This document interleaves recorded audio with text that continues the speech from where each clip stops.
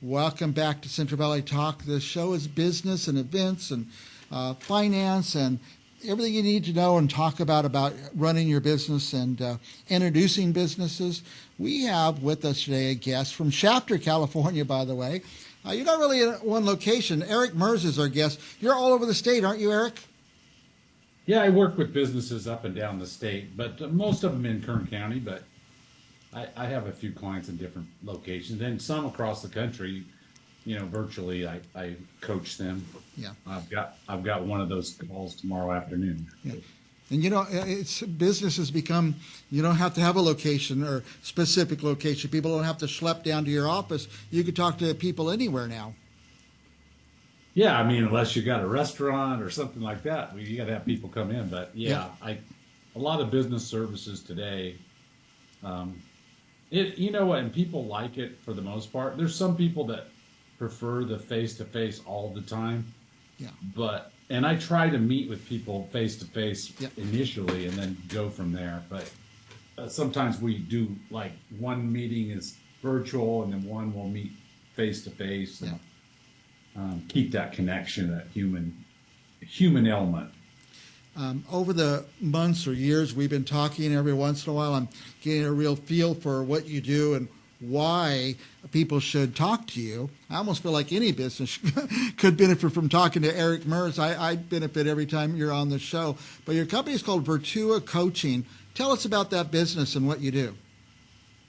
Yeah, Vertua Coaching, that word I made up.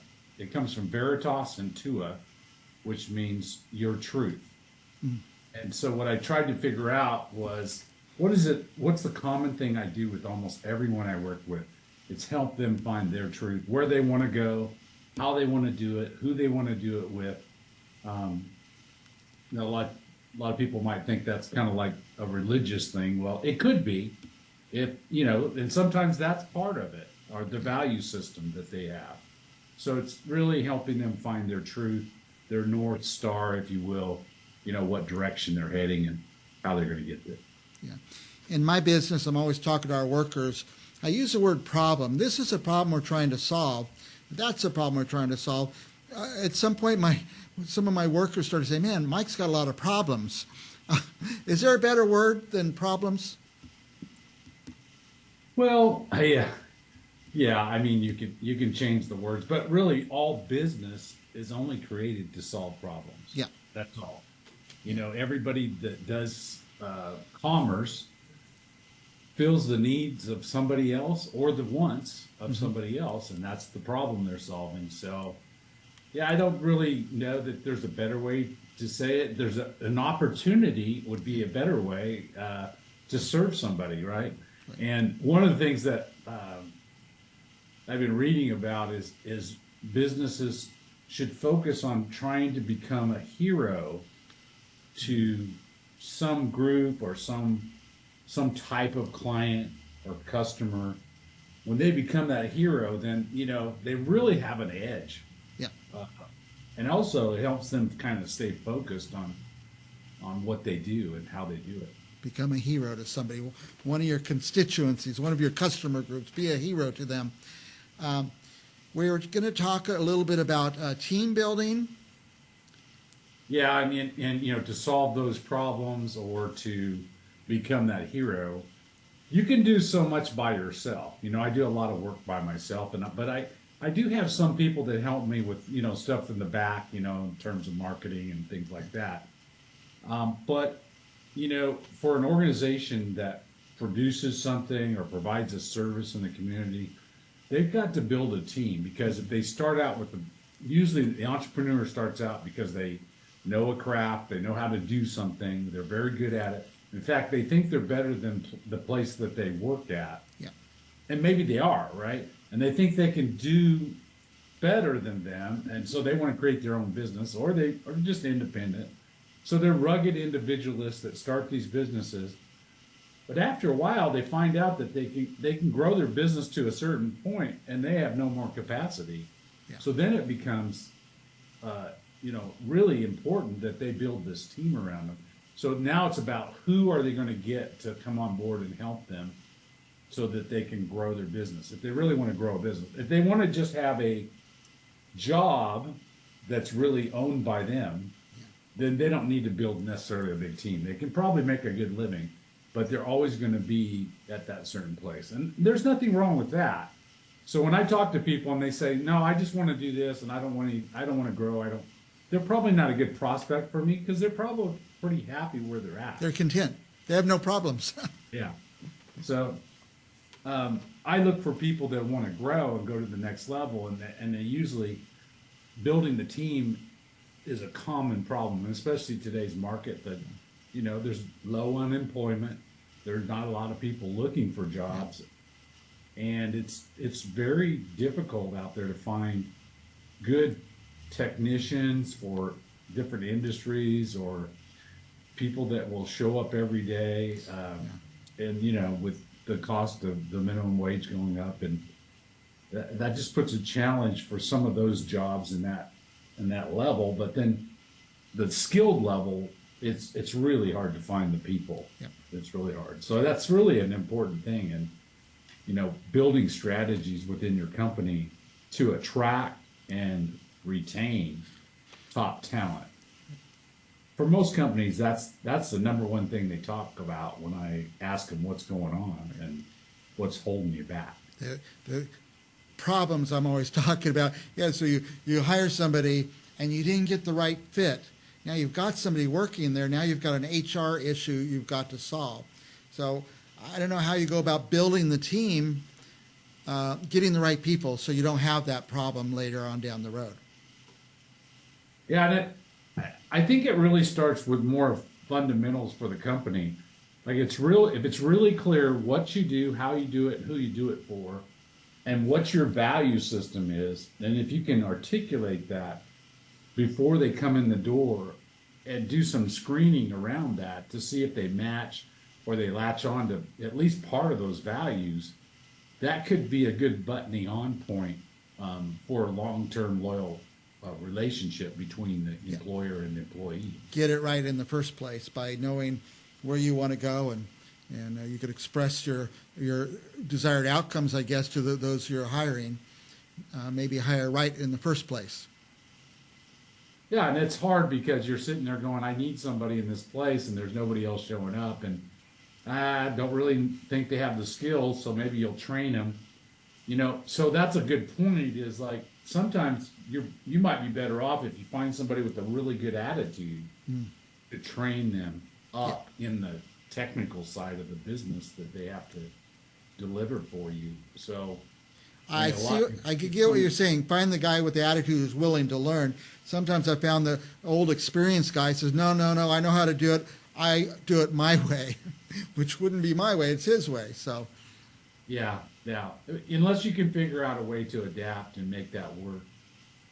So you need to have those conversations up front, set clear expectations, and you've got to go a little bit deeper on the interview process. Maybe you should, be cautious, take an extra time getting deeper into how the work's really done.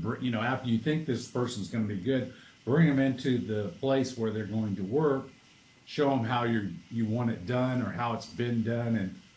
And, true, they might come in with some new skills that's going to help you. Mm-hmm. But if they come in right away and go, well, I would never do it this way, and I would just do all it,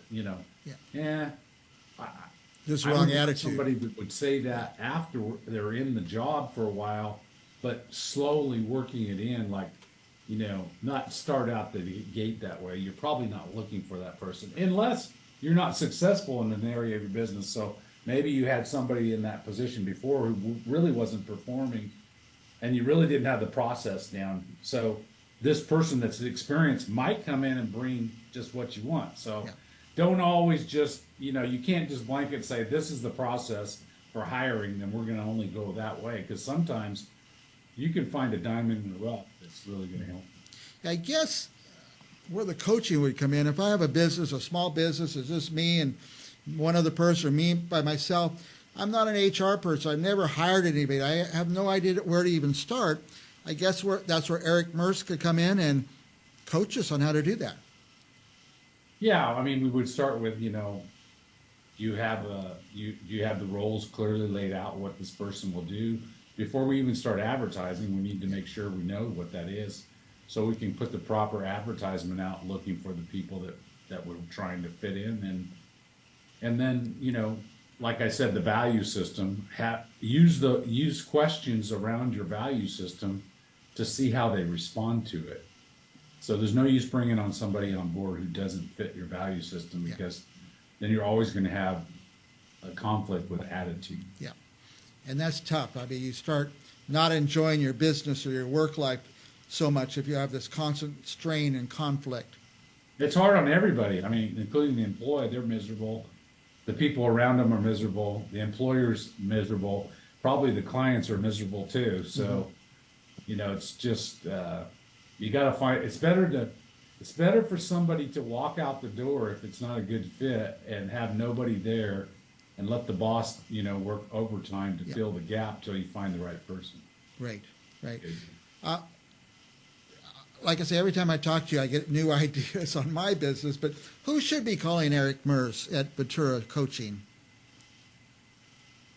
Small business owners serving a local market, service providers, that could be in the residential field, or, consumer based, or it could be business to business, that are trying to grow, that, they know they've been somewhat successful, but they've kind of hit a plateau. That might be a good place where they're wanting more. If they're happy where they're at, that would not be an ideal business. I might be able to help them make it easier, but the real winners usually are people that are aspiring to go. They want to grow. Yeah. I always thought it would be human nature to want to grow and grow your business and expand and get bigger and bigger. But I guess not everybody wants to do that. I think you're right. I think most people, if you ask them, oh yeah, I want to grow my business, but then what are they willing to do? And so with me, it's going to be some extra work that they're going to have to put in, because obviously they're not doing those things now that I'm going to probably bring to the table after we do, an initial analysis, what's going on and where we can focus to try to get, a return on investment quickly. They're going to have to do some extra work that they haven't been doing, or they're going to have to learn how to manage their time differently. And that could be a big benefit too, like learning how to delegate to the well-qualified people they have that they're over controlling, and let them do their job so they can do their job to grow their business. Yeah, I would say one of my struggles is I think I'm the only one that could do what I do. And every once in a while, when I let someone else try, I'm often surprised that they can do it. So I just have to let go. Let me ask you this. What about somebody who's has a job somewhere and they think that they want to start their own business? How can you help with them? Well, I mean, I'm always happy to sit down and talk to people about their ideas. And I would probably, just have an initial conversation with them and probably almost try to talk them out of it. I'd tell them all the, have you thought about this? Have you thought about that? The other thing, there's some good resources like SCORE, that's Society of Retired Executives. And these people, they volunteer their time. They sit in front of people that are wanting to start a business or just started a business, and they give them all kinds of advice, but they ask them a lot of these questions that need to be asked. So go to the Small Business Administration. They have consultants there too, and it's all free of charge. But if they want to start a business and they want to come talk to me about, I'll talk to them about their goals of why they want to do this business. I really want to hear their passion about the business. Like if they're just doing it because, I think I can make a lot of money doing this. Right. Okay, that might be their goal, but if they don't really care about the type of business they're in, it's probably not going to be too successful. I had a buddy, and I wish he would have talked to you a long time ago. He drove a truck. He said, I think I'm going to buy a truck. I mean, why am I driving and the other guy's getting all the money? And the things he went through, the struggles he's had to overcome, he couldn't even dream of them. But that's what I mean by, should somebody who's going to take a step like that talk to somebody like you? By the way, he's up to 3 trucks now, and he's pretty successful. But Oh, good for him. he had no idea what he was getting into. Yeah, and that's hard. And when you first start out, and he was probably driving the truck, and it was his business. Yeah. Then he finally got a driver, and then maybe he got another truck, and yeah, I mean that's the normal way. But if he wants to really go like to have a fleet of trucks, he's going to have to completely change what he's doing. Yeah. You know, and it's a mind shift. So, but with startups, I do have a checklist. I ask them these questions: do they have this in place? You know, the insurance, just the normal business stuff That they might not think of. that they might not think of. Yeah. And you know, usually I have resources, referral sources for my clients if they don't have anybody or don't know anybody. Well, a lot of times you have to be a dreamer to dream up starting your own business, and dreamers don't always think of these little things like, oh, I have to have insurance, you know, I have to pay taxes, I have to have somebody calculating the payroll taxes. You know, a lot of people find out as they get going. Yeah, yeah. I mean, if you dream without a plan, you might end up with a nightmare. Nice. Eric, before we run out of time, me asking all my questions that I want answered, what do you want our viewers to know? Well, just know that, you know, there's lots of opportunities out there, and you know, if they're struggling, there's help out there. I mean, it doesn't have to be me. There's a lot of consultants. There's a lot of people that are specialists in different things, you know, and I use those where appropriate. But the thing is, you don't have to stay stuck. I mean, don't be on an island and don't isolate yourself. Find somebody to mentor you or coach you. It could be somebody that you know in your family or know from your family, but there's no reason to do it alone. Right. You know, that'd be the number one thing. So. By the way, And I'm always happy to, you know, just have an initial conversation to see, you know, if we would be a good fit to work together, fine. If not, maybe I have a recommendation someplace that would fit better for them. right. By the way, we have on the screen your web address, vertuacoaching.com. What would someone find there? There's just some information. There's a book you can download there on how to grow your business. That's mostly sales and marketing strategies. There's some other strategies in there. And then there's some more information on there about how to increase your leads and how to increase your conversion percentages.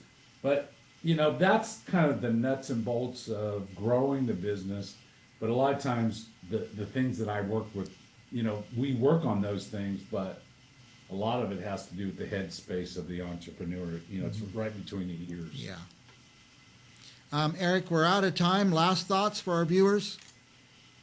I just love what I do, and I'm happy to, you know, have a conversation with anybody if they, you know, have an idea or they're stuck in their business or, you know, they just want to find out, you know, how we might be able to help them. I'm always happy to have a conversation. I always get value out of it myself. Should their first stop be at the web address, or should they call the number? Just go ahead and call the number. Okay. You know, if I don't answer, you might text and say, hey, I saw you on Central Valley Talk and I just wanted to have a chat, and then, you know, I'll get back to you because, you know, we all get all these spam calls. So Yeah. Very good. Not Is this number recommend it. textable? Can we text that number? You could text it. Textable Yeah. number. Thank you, Eric, for coming. I always get something out of the conversation. I appreciate it very much. Thank you. Appreciate it. All right. Have a great day. We'll be back with more Central Valley Talk right after this.